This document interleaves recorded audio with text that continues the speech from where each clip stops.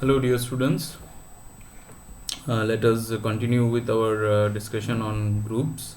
We were doing the first unit, which actually deals with just the definition and some examples of groups. Okay, so we have already done several examples. In the last lecture I had told you to see if you can prove this set to be a group with respect to matrix multiplication. Okay, so that was general linear group, right? General linear group, which is denoted by GL and R. Okay, so this is called general linear group. So what is this? This is the set of n by n non-singular matrices. Okay, non-singular, that means matrices whose determinant is non-zero. Matrices over R means the entries of the matrix are from the set of real numbers. Okay, the set of n by n non-singular matrices over R is a vector space. Sorry, not the vector space. Is a group with respect to matrix multiplication. Matrix multiplication. Okay, so how we prove it? So in the last class we have seen about M and M by n. There is the set of M by n matrices which forms a group with respect to matrix addition. Okay, but here for the multiplication I cannot consider any arbitrary M by n, because the orders has to be something like A M by n and b n by p. Okay, this type of thing. Only then the multiplication is possible, right? So if I take the set of all m by n matrices and the set of all n by p matrices, okay, then the product will be a matrix of the form m by p. Okay, so that will not satisfy our closure property, right? So we cannot combine, means we cannot just consider the set of all matrices. Okay, in that case also closure property will not be satisfied, means there will be many matrices which we cannot multiply, we cannot define the multiplication itself. Okay, so that is why here m by n, n by p, these are not considered. Instead of that we just consider square matrices. Okay, so for square matrices there is no problem. This square matrix of same size, it can always be multiplied, right? So let us try to see how will you write the proof if it comes in exam. Okay, so we just have to list out the properties using the matrix theory. Okay, so let A comma B belongs to, first we will verify the closure property. Okay, that the product of two matrices in n by n, this GL and R, is a matrix in GL and R. Okay, be any elements. Okay, elements means matrices here. Then A comma B are n by n matrices. Okay, n by n matrices. Okay, so first I have to verify that whether the product is an n by n matrix or not. Okay, so any matrix in GLNR has to satisfy two criteria. It has to be an n by n matrix and it has to be non-singular. Okay, so first let us verify whether it is an n by n matrix or not. So then A comma B are n by n matrices. Thus AB is n by n matrix. Okay, AB is also an n by n matrix. The product is an n by n matrix. Okay, also determinant A is not equal to 0 because it's non-singular matrix. Determinant of B is not equal to 0, non-singular matrix, right? So determinant of AB, so we are using one result here which is property of determinant. So determinant of AB is actually determinant of A multiplied with determinant of B. So this is also non-zero. Okay, not equal to 0. So notice that here we are not using A star B, or it's understood that the operation is multiplication. Okay, so we don't need to use. So determinant of AB is equal to determinant A multiplied with determinant B. Since both of these are non-zero, so their product is also non-zero because these are just real numbers. Okay, right? So that is AB is non-singular. Okay, non-singular. So we have got AB is an n by n matrix, and not only that, it's also non-singular. So AB belongs to GLNR. So if we start with any two elements in GLNR, the product is also an element in GLNR. Okay, so the closure property is verified. Okay, next is associative property. So for associative, we just write, we know matrix multiplication is associative. Matrix multiplication. So these are done in matrix theory, so we don't need it here. We just use the result. We know matrix multiplication is associative. Okay, right? So you have to mention these things. So in your exam, you have to mention each such point. If you do not mention, then some marks will be deducted. Okay. So first property was the closure property. We have verified. Second is associative property. We have written something about that. And the third is the existence of identity. Okay. So what is the identity element here? We have. So all of you know about identity matrix. I equal to, or say in, or yeah, let me write I only. In equal to this 1 0 0 like that, 0, right, 0 1 0 0 like that, 0. So only the diagonal elements are 1, everything else is 0. Okay, so this is identity matrix, right, n by n, that is,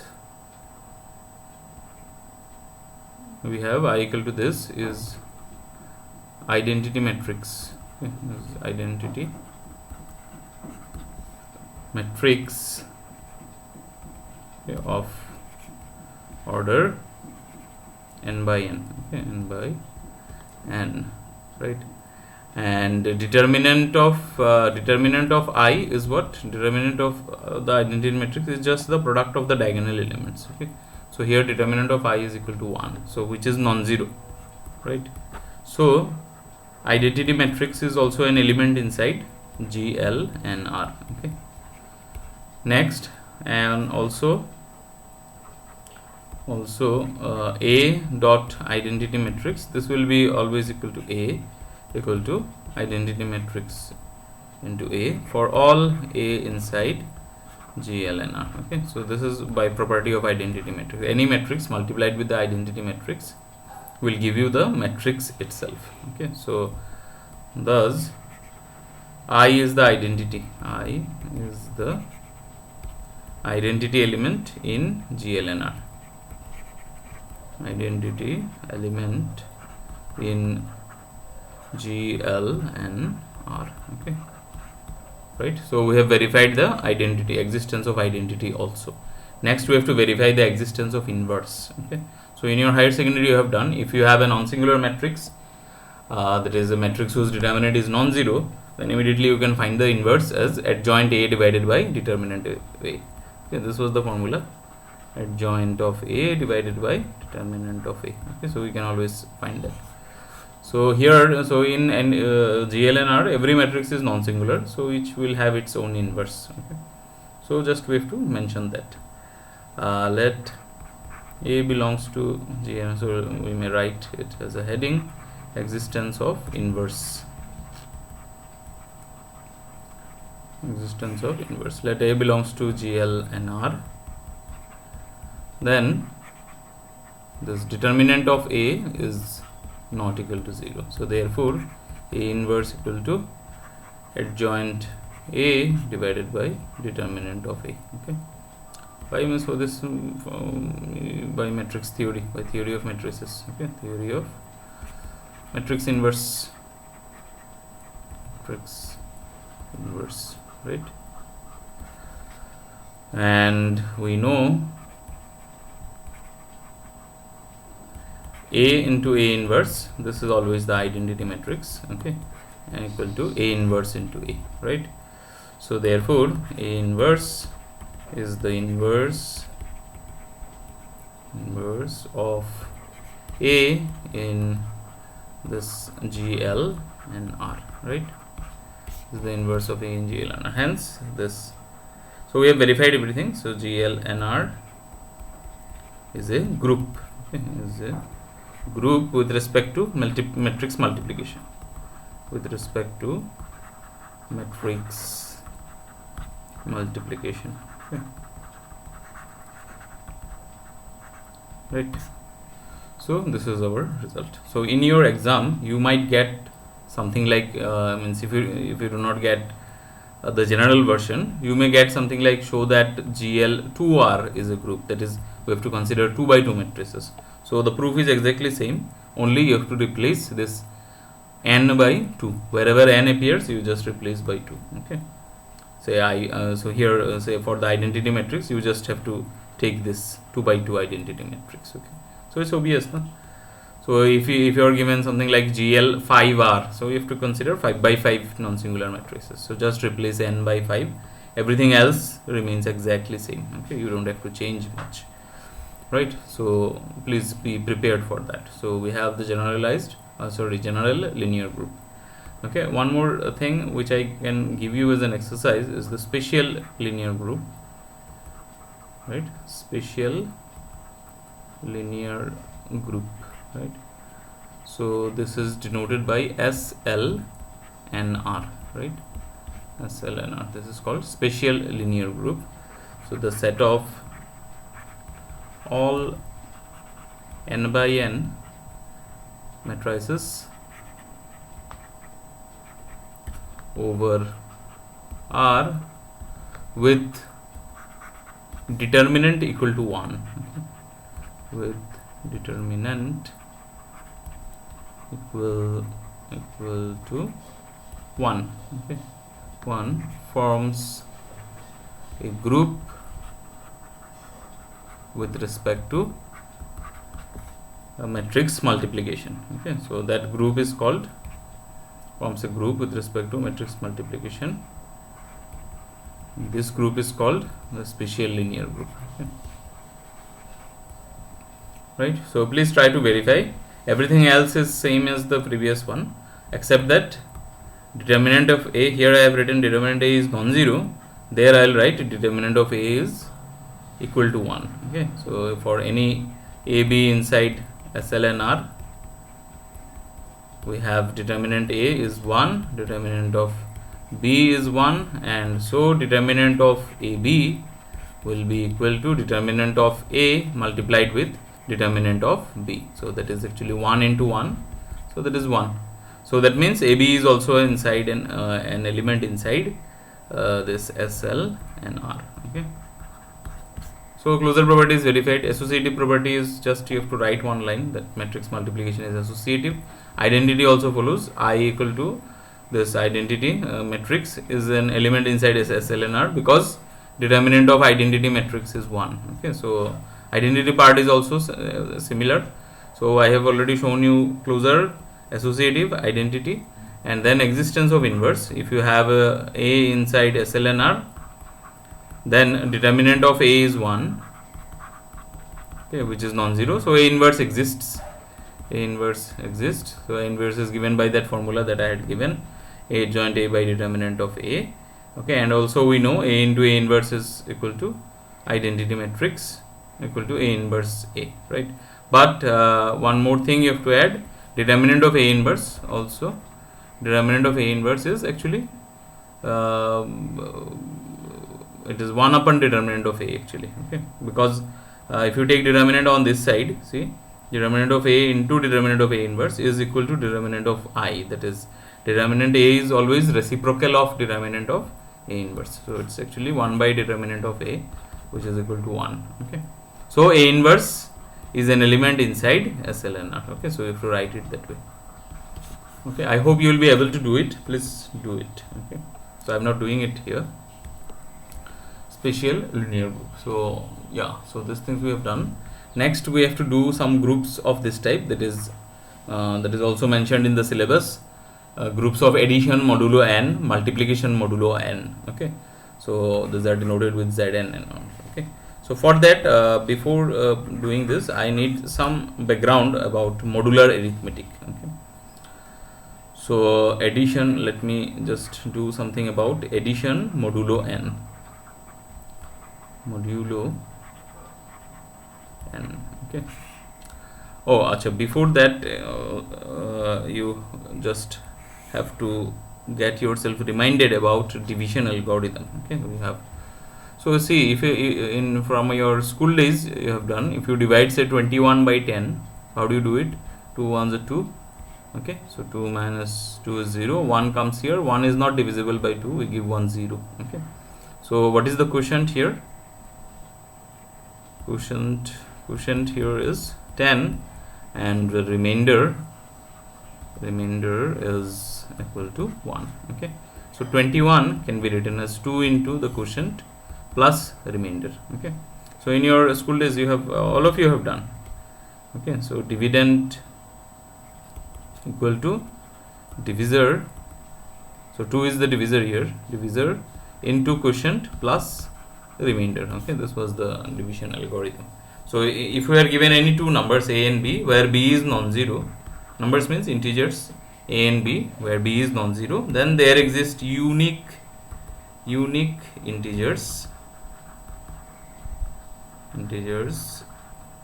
q and r, such that a equal to b into q plus r, where r, this remainder actually lies between this two values. B is non-zero means b is b can be negative also. So the remainder lies between 0 less than or equal to r strictly less than modulus of b. Okay. So remainder cannot be something like, say you cannot suppose you are dividing 35 by 5. Okay, you cannot write 5 6 is 30 and remainder is 5. Okay, this is incorrect. Even though it's it satisfies this property, 35 equal to 5 into 6 plus 5, this property is satisfied, but we do not say that this is the division. Okay, the division of 35 by 5 is incorrect here. Okay, of course we can write 35 as 5 into 6 plus 5. That's not a problem. 35 can also be written as 5 into 2 plus what?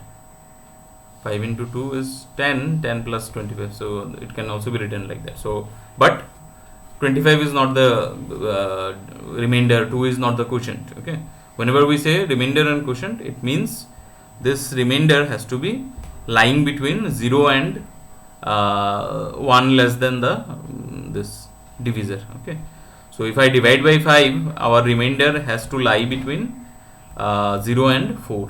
Okay, the remainder can be 0 1 2 3 4. Okay, if you get remainder more than 4, that means your division is incorrect. You can increase the quotient by at least 1. Okay, got it? So that is the thing. So if we say if you divide, what is the remainder? What is the remainder when say 76 is divided by say 11. Okay, so how do you find it out? So 76, just use your multiplication table which you have learned in your school. So 76 can be written as 11 into what? How much I can go? 11, if I go up to 7, it will cross 77, right? So it's 11 into 6, so that is 66 plus 10. Okay, so this 10 is the remainder because it lies in this range, 0 less than or equal to r less than or equal to 10, or strictly less than 11. Okay, so something like that also I can write, strictly less than the divisor. Okay, so that is the things. So remainder when 76 is divided by 11 is 10. Okay, so this 10 is the remainder. Okay, so one thing you see, if I subtract this remainder from 76, then I get 66, which is actually divisible by 11. Okay, in general, if I have a equal to bq plus r, then a minus r will be b into q, right? So that is a minus r is divisible by b. Okay, the divisor divides, right? So all these things you have done in school. So means say find you have done problems of this type, right? find the least positive number or least non-negative number, okay, number which has to be, or that is to be subtracted, that has to be subtracted from, okay, say 93, so that it is divisible by say 6. Okay, so what we do is, if you remember the process that you had done, you carry out the division of 93 by 6. Okay, so how do you do it? 6, then it's 3 will come here, 6 5 is 30. Okay, so that way the remainder here is 3, remainder here is 3. Okay, so what we do is we just subtract the remainder from this 93. Okay, so 93 minus 3, so that is equal to 90. This is divisible by 6. Okay, so what I need to subtract, the answer for this problem is 3. 3 has to be subtracted. Okay, has to be subtracted. Okay, right. So these things you have done. All this will be actually, some portion of this will be actually required for our this addition modulo and multiplication modulo n. Okay, so can you tell me what is the remainder when say 5 plus 18 is divided by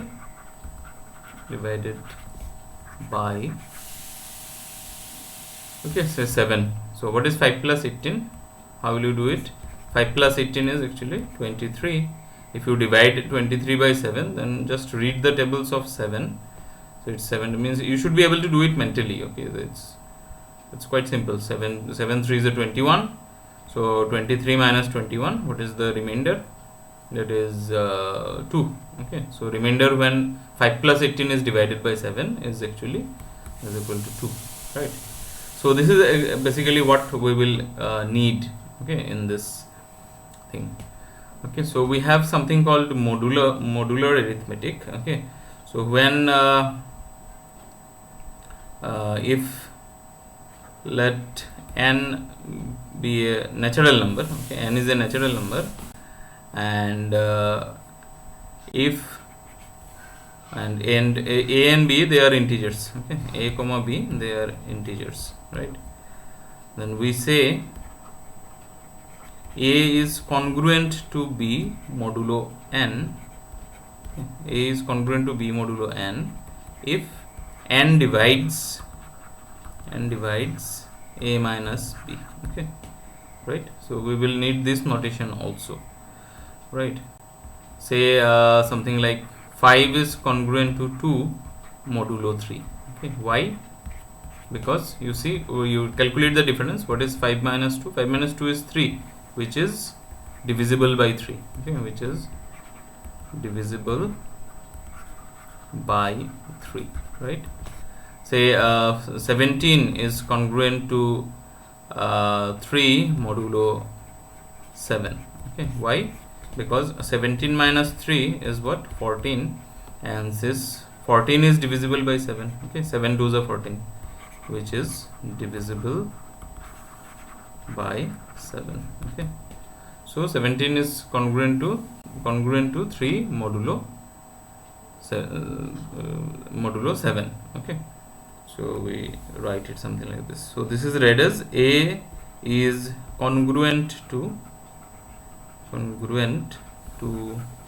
b modulo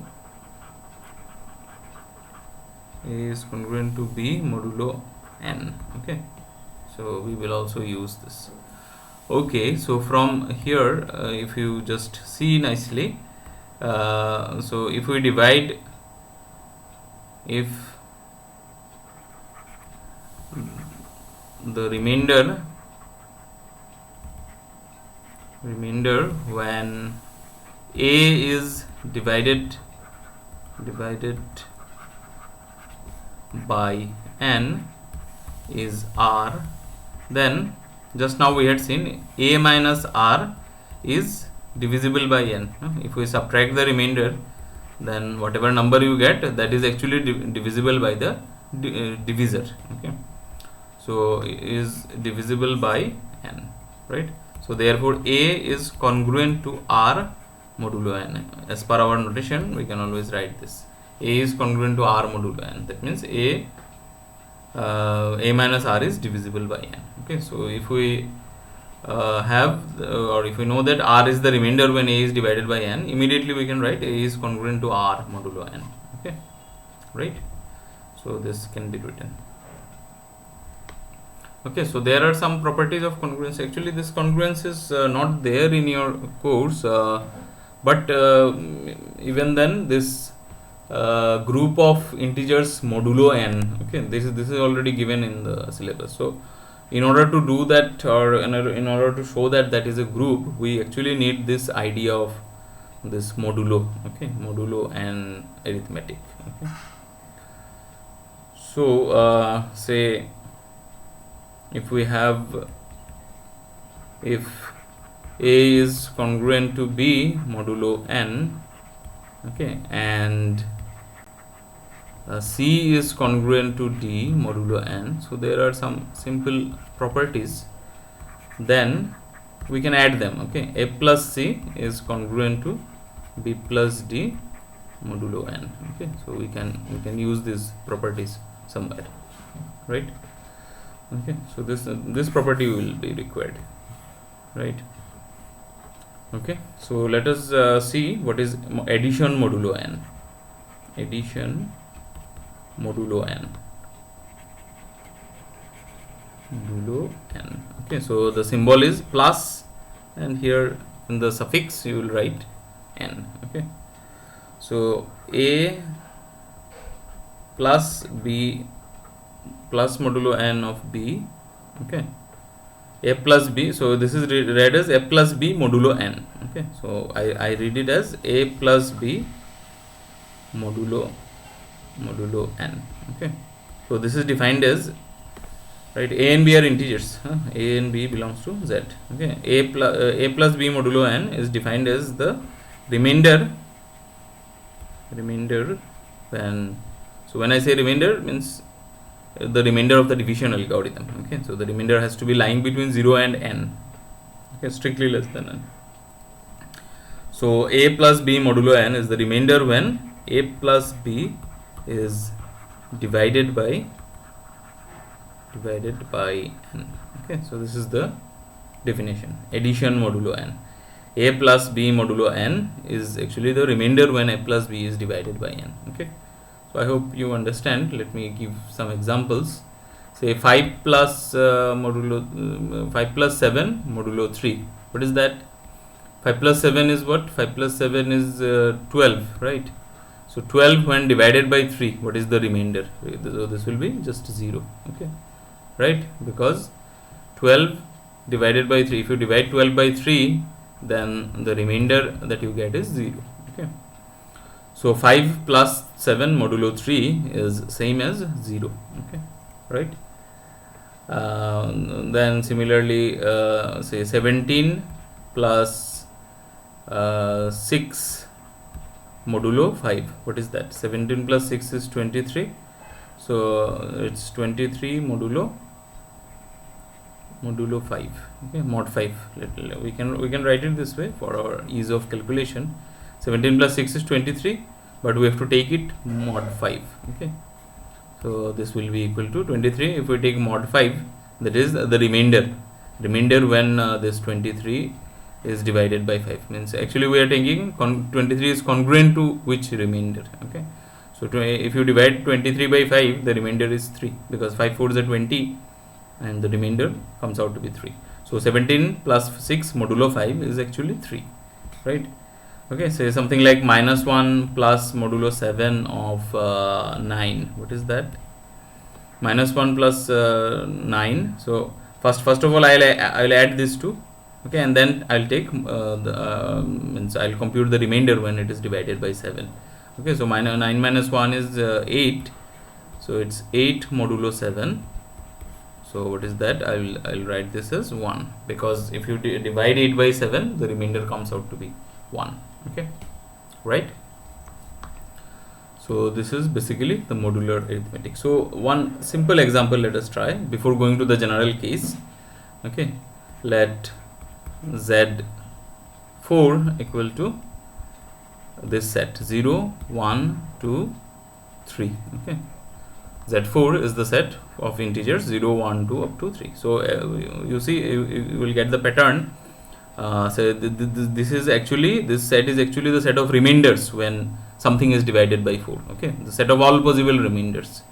Okay, so if you divide anything by 4, the remainders are 0, 1, 2 up to 3, all possible remainders. Okay, so let Z4 equal to this, then Z4 is a group with respect to addition modulo 4. Okay, this is the operation, modulo 4 addition with respect to modulo 4 operation. It's a group. Okay, so if you are given a set of this type, finite set where the elements are known, we can just use the composition table that we had already done. So we construct the composition table. Okay. Construct the composition table. So I am not giving the full proof here. In the next lecture I'll just show you how to construct the composition table for this, so that you are comfortable with the calculations. Okay, of course for proving this we need some properties of this congruence, the associative property and all. We have to do it. Okay, so I'll give you the proof in the next class. I'll prove the general case and we can carry forward the particular cases. Okay, so this is one. So here we will write the operation plus modulo. These are the elements 0, 1, 2 and 3. These are the elements 0, 1, 2 and 3. Okay, so if we just take the composition of these things. Okay, so 0 plus 0 for this two. First of all we'll compute this two. 0 plus 0. 0 plus 0 is what? 0 plus 0 is 0, and if you divide 0 by 4, the remainder is 0. Similarly 0 plus 1 is 1, remainder is 1. 0 plus 2 is 2, remainder is 2. 0 plus 3 is 3, remainder is 3. Okay, 1 plus 0 is 1, remainder is 1. 2 plus 0 is 2, remainder is 2, remainder is 3. Okay, so sorry, let us do it this row wise. We should not do it this way. So 1 plus 0 is 1, 1 plus 1 is 2, remainder is also 2. 1 plus 2 is 3, when remainder when divided by 4, that is also 3. Next you see 1 plus 3, 1 plus 3 is 4, but if you divide 4 by 4, then the remainder is actually 0. So here you have to write 0, you don't write 4. Okay, 1 plus 3, this is equal to 4, and under modulo 3 this becomes 0, under modulo 4 it becomes 0 modulo 4, right? Next is here 2. So 2 plus 0 is 2, remainder is also 2. 2 plus 1 is 3, remainder is also 3. 2 plus 2 is 4, so remainder is 0. 2 plus 3 is 5. Okay, 5 when divided by 4, remainder is 1, right? And similarly 3 plus 0 is 3, remainder is also 3. 3 plus 1 is 4, remainder is 0. Okay, 3 plus 2 is 5, remainder when divided by 4 is 1. 3 plus 3 is 6, so remainder when divided by 4 is actually 2. Okay, so this is the composition table. So from the table you see that whatever elements you take from Z4, the composition will give you elements in Z4 only. Okay, so it's closed under this modulo 4 operation. Okay, or addition modulo 4. And also you see the table is symmetric, so it's actually a commutative or abelian group. Okay, the associative property we have to verify. Associative property we will verify, and the existence of identity. See, 0 is the identity. 0 added with any other element gives you the element itself. Okay, and inverse also you can get it from here. What is the inverse of 1? Inverse of 1 is 3, because 1 plus 3 is 0. Inverse of 2 is 2 itself. 2 plus 2 is 0, right? 3 plus inverse of 3 is 1. because 3 plus 1 is 0. Okay, so these things we can do it, right? So in the next lecture we will do it formally. So as of now, you try to understand this part, okay, the modular operations. Okay, so please try to understand that, right? Thank you.